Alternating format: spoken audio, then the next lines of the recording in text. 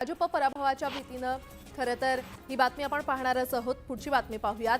दौऱ्याआधीच अजित पवार गटाला मोठा धक्का बसलेला पाहायला मिळतोय, कारण सोलापुरातील 4 माजी नगरसेवकांनी अजित पवारांची भेट घेत अजित पवार गटामध्ये प्रवेश निश्चिती केलेली आहे। महिना अखेरीस अजित पवारांच्या उपस्थितीमध्ये सोलापुरात त्यांचा पक्ष प्रवेशाचा सोहळा पार पडणार आहे आणि त्यामुळे शरद पवार गटाला हा मोठा धक्का मानला जातोय। भाजप पराभवाच्या भीतीने धाराशिवमध्ये लोकसभेचा उमेदवार देत नाही अशी टीका ठाकरे गटाचे खासदार ओमराजे निंबाळकर यांनी केली आहे। तर उद्धव ठाकरेंनी आणि महाविकास आघाडीने लोकसभेची जागा दिल्यास निवडणुकीसाठी पुन्हा मैदानात उतरणार असल्याचं वक्तव्य देखील त्यांनी यावेळी केलं।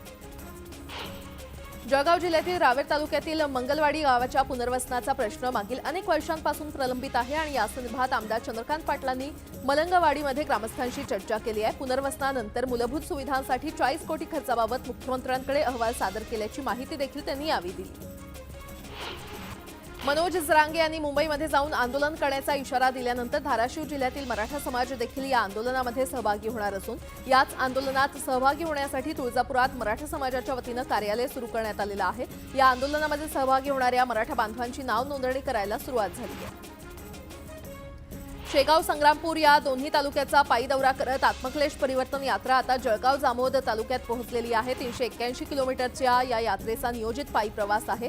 जळगाव जामोद तालुक्यात पिंपळगाव, काळे, सुनगाव, जामोद, भेंडवळ, खांडवी आणि वडशिंगी या गावांमध्ये सभा संपन्न झालेल्या आहेत। ग्रामीण भागातून चांगला प्रतिसाद या यात्रेला मिळतोय। अहमदनगरमध्ये शेतकऱ्याच्या शेतात तोडणीला आलेला 2 एकर ऊस जळून खाक झालाय। वीज वितरणाच्या विजेच्या तारा शेतात होत्या आणि त्या दुरुस्त कराव्यात अशी मागणी शेतकऱ्यांना वीज वितरण कंपनीला केली होती। मात्र वीज वितरण कंपनीच्या निष्काळजीपणामुळे शेतात आग लागल्याची घटना घडली आणि त्यामुळे शेतकऱ्याला याचा मोठा फटका बसलाय। केंद्राने मंजूर केलेल्या हिट अँड रन कायद्याला वंचितने विरोध केलेला आहे। भुसावळ ते यावल फैजपूर दरम्यान तापी नदी पुलाच्या परिसरात त्यांनी आंदोलन केलं। यावेळी तासभर रास्ता रोको केल्याने वाहतुकीचा खोळंबा झाला होता।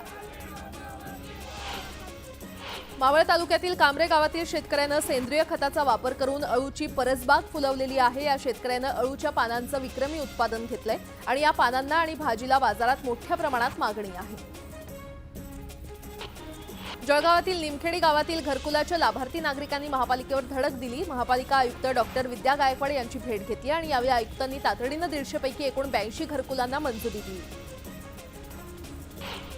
कल्याण रेल्वे स्थानकात महिला प्रवाशाची छेड काढणाऱ्या रोहित वरकुटे या तरुणाला रेल्वे पोलिसांनी अटक केलेली आहे। एक महिला प्रवासी लोकलमध्ये चढत असताना आरोपी रोहितने तिला धक्का दिला आणि त्यानंतर महिला 3 नंबरच्या फलाटावरून 7 नंबरच्या फलाटावर गेल्यानंतर देखील तिचा पाठलाग केला आणि पुन्हा महिलेसोबत तोच प्रकार केला। फलाटावर असलेल्या पोलिसांनी रोहितला पकडला आणि गुन्हा दाखल करण्यात आला।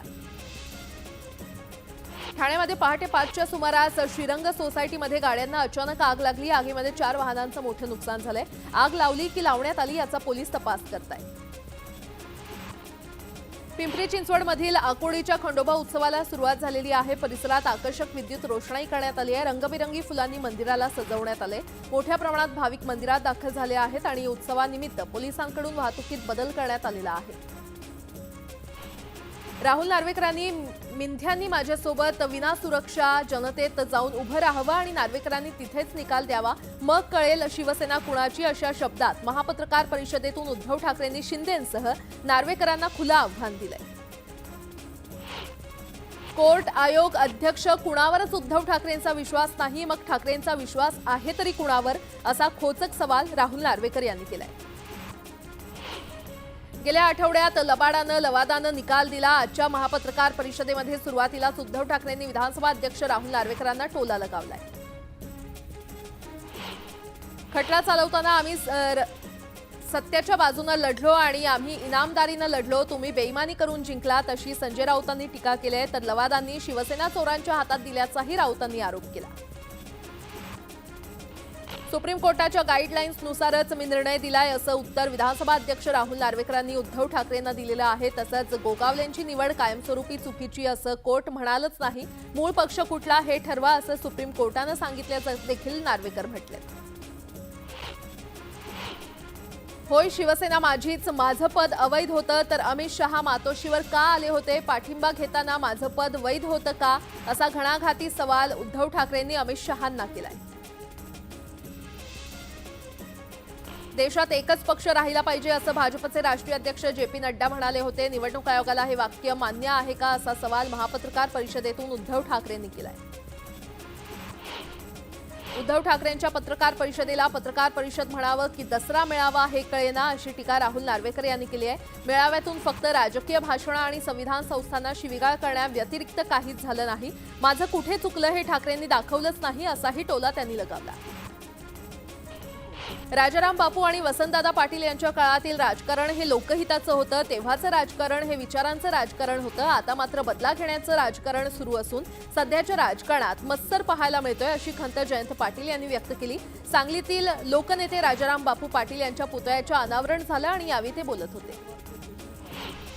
वसंतदादा सत्तेत होते तर राजाराम बापू सत्तेत नसायचे. सांगली आणि सातारा जिल्ह्यासाठी वसंतदादा पाटील आणि राजाराम बापू पाटील यांचं मोठं योगदान आहे असे गौरवोद्गार काढत राष्ट्रवादीचे अध्यक्ष शरद पवार यांनी जुन्या आठवणींना उजाळा दिला. सार्वजनिक बांधकाम मंत्री आणि बांधकाम विभागाचे सचिव तसंच अधीक्षक अभियंत्यांवर कारवाई करण्यासाठी एकनाथ खडसे विशेष हक्कभंगाची नोटीस देणार आहेत. मंत्री सचिवांनी तब्बल 900 टेंडर अनियमितपणे दिल्याचा आरोप खडसेंनी केलाय.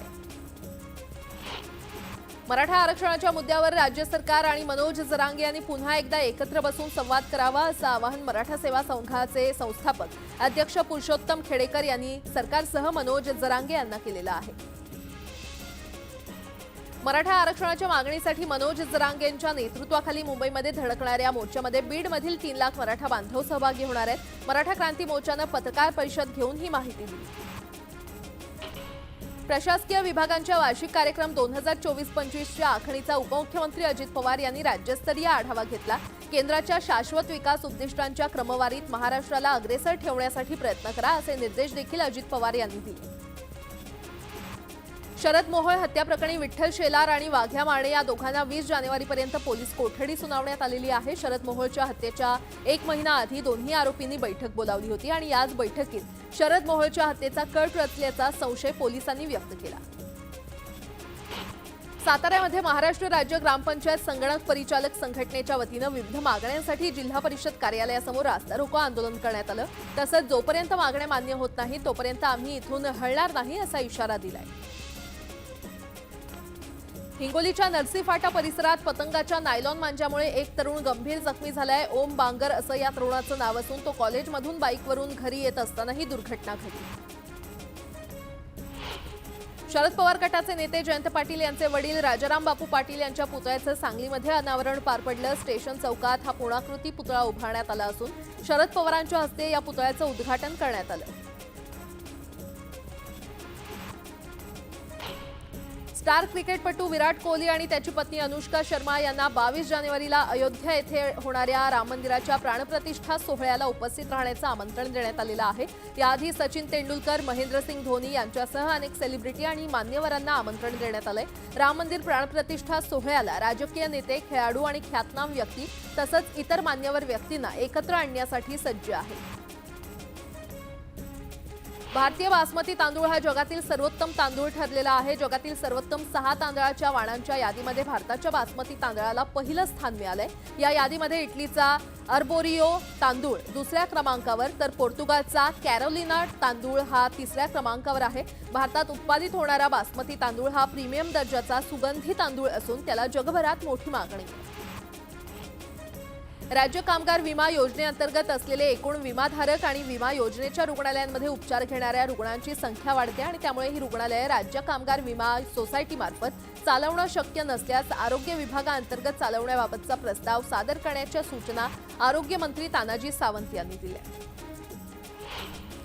गिरण्यांच्या जमिनीवरील घरांच्या योजनेचा लाभ घेण्यासाठी प्राप्त झालेल्या 1.5 लाख गिरणी कामगार आणि त्यांच्या वारसांची पात्रता निश्चितीसाठी म्हाडाकडून विशेष अभियान राबवलं जाते. या विशेष अभियानाला आता पुन्हा 15 फेब्रुवारीपर्यंत मुदतवाढ देण्यात आली आहे. 1,50,484 पैकी आतापर्यंत 1,04,960 जणांनी कागदपत्र जमा केली असून यामध्ये 81,825 कामगार पात्र झाले. पिंपरी चिंचवड शहरात गुरुवारी पाणीपुरवठा बंद राहणार आहे. महापालिकेच्या पाणीपुरवठा विभागाच्या जलउपसा केंद्रातील देखभाल दुरुस्तीची कामं करण्यात येणार असल्यानं 18 जानेवारीला पाणीपुरवठा बंद राहणार आहे. तसंच शुक्रवारचा पाणीपुरवठा विस्कळीत राहण्याची शक्यता आहे.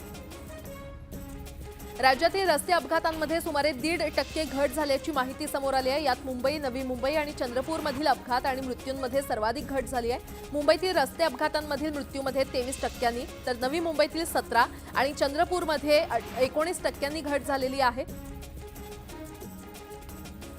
मुंबई पुणे मार्गावर सकाळी 11 ते संध्याकाळी 5 वाजेपर्यंत मुंबईकडील लेनवर सर्व वाहनांना बंदी घालण्यात आलेली आहे। पनवेल कर्जत दुहेरी रेल्वे मार्गावर चिखले पुलाजवळ कॉरिडॉरचं काम होत असल्यानं ही बंदी घालण्यात आलेली आहे। पुढची बातमी पाहूयात। आंतरराष्ट्रीय बाजारात सोयाबीन आणि सोयाबीनच्या भावात काहीशी सुधारणा दिसून आली आहे, तर देशातील बाजारात भाव पातळी स्थिर होती, मात्र बाजारातील आवक कायम आहे। सध्या बाजारात सोयाबीनला प्रति क्विंटल सरासरी 4,400 ते 4,700 रुपयांचा भाव मिळतोय। देशातील अनेक भागात सध्या कापसाचे भाव हमी भावापेक्षाही कमी दिसतायत, तर बाजारातील आवक टिकून असल्याचा दबाव बाजारावर दिसतोय। बाजारातील कापसाची आवक 1,70,000 गाठींच्या दरम्यान असून भाव पातळी 6,600 ते 7,200 रुपयांच्या दरम्यान आहे। टोमॅटोच्या भावात काहीशी नरमाई दिसून येते। बाजारातील टोमॅटोची आवक गेल्या काही दिवसांपासून कमी जास्त होताना दिसते, त्याचा परिणाम बाजारावर होतोय। सध्या टोमॅटोला प्रति क्विंटल सरासरी 1,300 ते 1,700 रुपयांच्या दरम्यान भाव मिळतोय। देशातील बाजारात हळदीच्या भावात काहीशी घट झाली आहे। संक्रांतीपासून काही बाजारात हळदीची आवक सुरू होती, मात्र यंदा बदलत्या वातावरणाचा फटका हळद पिकाला बसलाय। सध्या हळदीला बाजारात 10,000 ते 13,000च्या दरम्यान भाव मिळतोय। आल्याचे भाव गेल्या 2 आठवड्यांमध्ये स्थिरावले आहेत। बाजारातील आवक आणि नफा वसुलीसाठी झालेली विक्री याचा परिणाम आता आले दरावर दिसून येतोय। सध्या आल्याला प्रति क्विंटल 7 ते 8,000 रुपये भाव मिळतोय।